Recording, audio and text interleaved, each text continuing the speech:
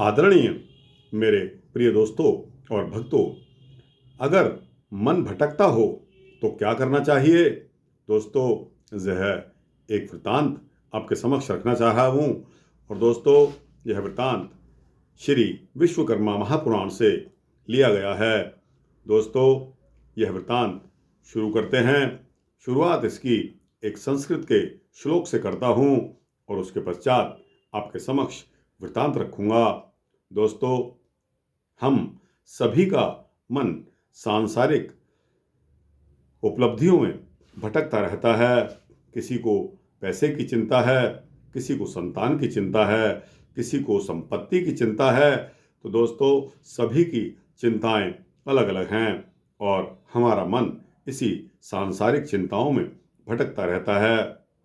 अब प्रश्न यह उठता है कि इसको भटकने से रोकने के लिए हमें क्या करना चाहिए? तो दोस्तों, इसी विषय पर यह वृत्तांत आधारित है। आपसे विनती है कि बने रहिए इस वृत्तांत के अंत तक। तो दोस्तों, बिना समय गंवाए आइए इस वृत्तांत को शुरू करते हैं। ब्रह्मणोत्पादिता लोकाः तत्त्वचिन्तारता सदा द्वन्द्वादिजं कदा दुःखं क्षुत्रिडे मृत्युं न लेभिरे। सूत जी कहते हैं कि हे ऋषिजनों, मन ही सब कुछ है और इस मन को भटकने से रोकने के लिए तत्व चिंतन में उसे लगाना जरूरी है।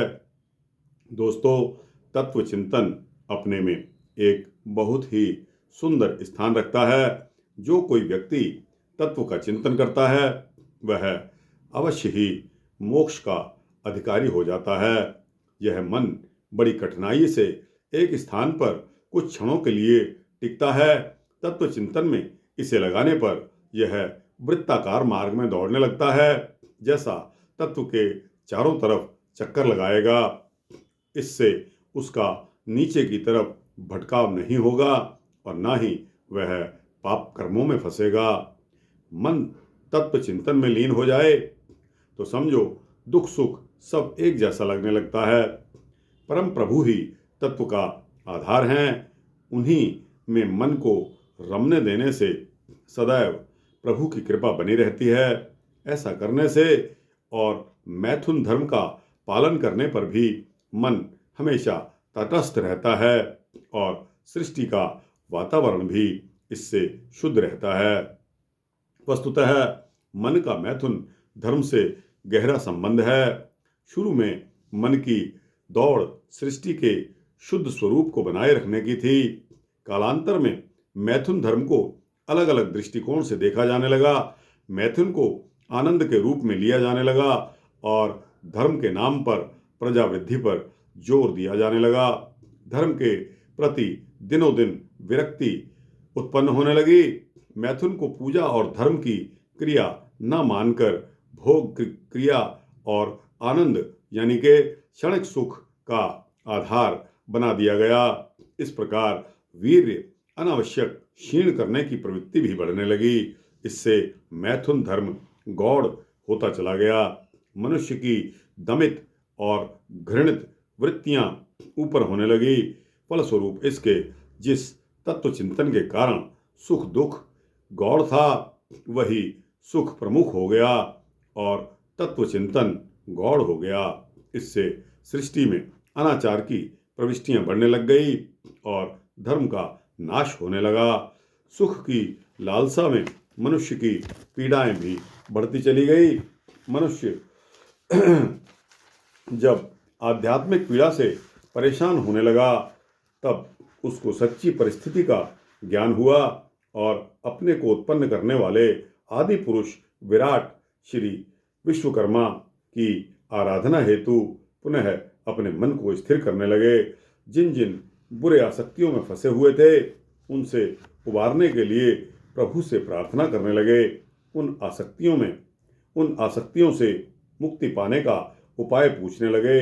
काफी अधिक हद तक उपासना करने और सदधर्म पर चलने का प्रण करने पर प्रभु प्रसन्न हुए और पुनः उन्हें हुष्ट पुष्ट और सदा यौवन युक्त बने रहने का आशीर्वाद दिया और उन्हें स्वर्ग में से कामधेनु, कल्पवृक्ष, कल्पलता और कायाकल्प जैसे दैवीय पदार्थ मनुष्यों को प्रदान किए, जिनके सेवन से मनुष्यों को यौवन पुनः प्राप्त हो गया। परंतु यज्ञों में कल्पवृक्ष आदि जो दैवीय संपत्ति मिली थी, वे उस संपत्ति का इच्छा अनुसार दुरुपयोग करने लगे।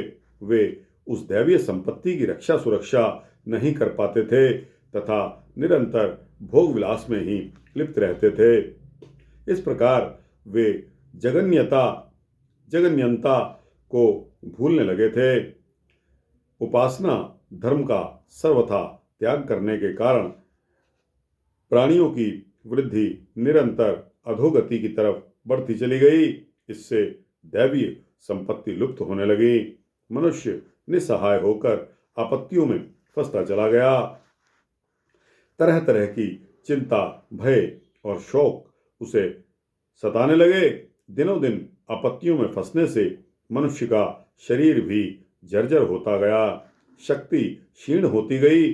बल वीर्य का तेज समाप्त होने से प्राणी भयानक दुखों से ग्रसित होता गया। संपूर्ण पृथ्वी पर हाहाकार मच गया। मनुष्य की पीड़ा सुनने वाला कोई नहीं था। सर्वत्र त्राहि त्राहि मचने लगी। हर कोई पीड़ित था। भयानक दुखों से ग्रसित प्राणियों की भयानक चीत्कार जब ब्रह्मलोक तक पहुंची तो ब्रह्मलोक में बैठे ब्रह्मदेव का आसन भी डोल उठा। जब तपस्या में लीन ब्रह्मा जी की तंद्रा टूटी तो वे आसन डोलने का कारण खोजने लगे और विचार करने लगे कि किस अनर्थ के कारण मेरा आसन डोल उठा है। ऐसा जानने के लिए उन्होंने समाधि लगाई। समाधि की अवस्था में प्राणियों की दुर्बुद्धि और कुकर्मों का पता उनको चला। ब्रह्मा जी ने पृथ्वी पर रहने वाले ज्ञानी पुरुषों को समाधि की अवस्था में दर्शन देकर कहा कि हे श्रेष्ठ जनों, सभी प्राणियों का कष्ट दूर करने हेतु वेद का अध्ययन करवाएं, उन्हें वेद के उपदेशों और आदेशों को सुझावें। इससे उनके मन में विकार होने लगेंगे। इससे उनके मन के विकार दूर होने लगेंगे। ब्रह्मा जी पुनः बोले कि हे श्रेष्ठ जन, वेद तो भगवान का नाद ब्रह्म स्वरूप है और यह स्वरूप समस्त आकाश मंडल में व्याप्त है।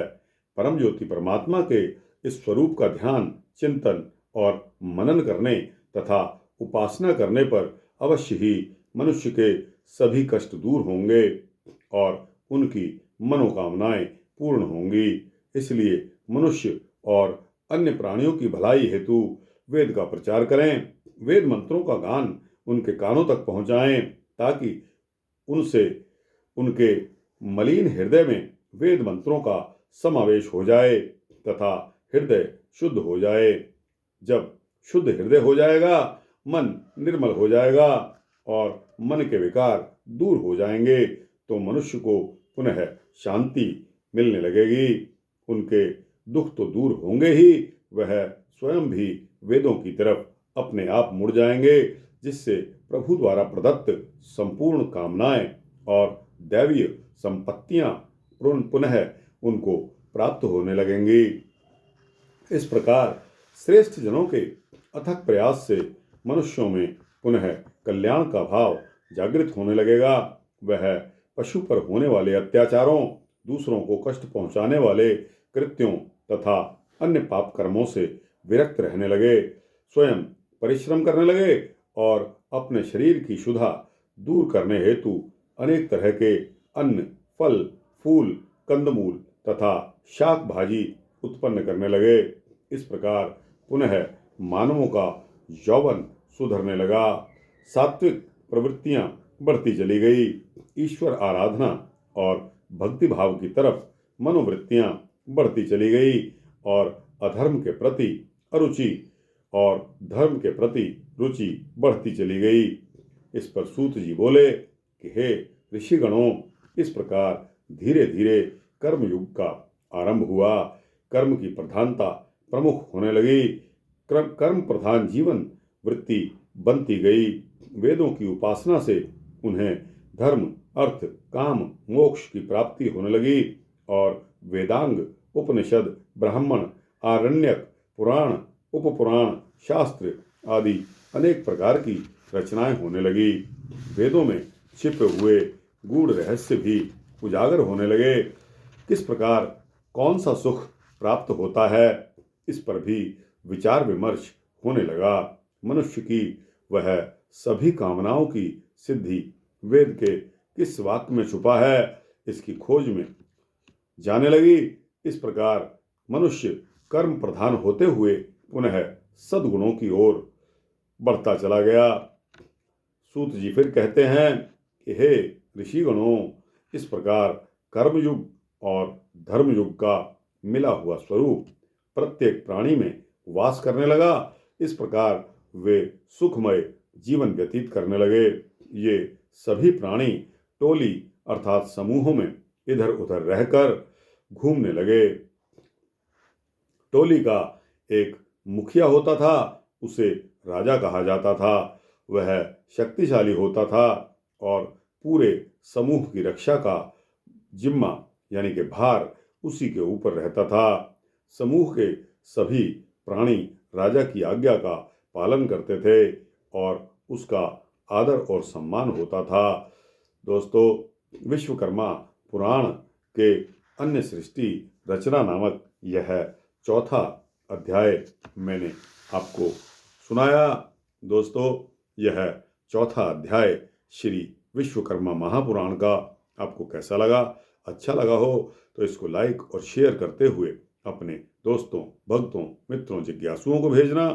दोस्तों, आपसे बार बार विनती करता हूँ कि कमेंट्स सेक्शन में जाकर अपने कमेंट्स अवश्य देना और इस चैनल को सब्सक्राइब कर देंगे तो आपको इसी तरह के सूक्ष्म भक्ति वृत्तांत मिलते रहेंगे, ऐसा मेरा आश्वासन है। जय श्री राधे, जय श्री कृष्णा, जय श्री विष्णु हरि।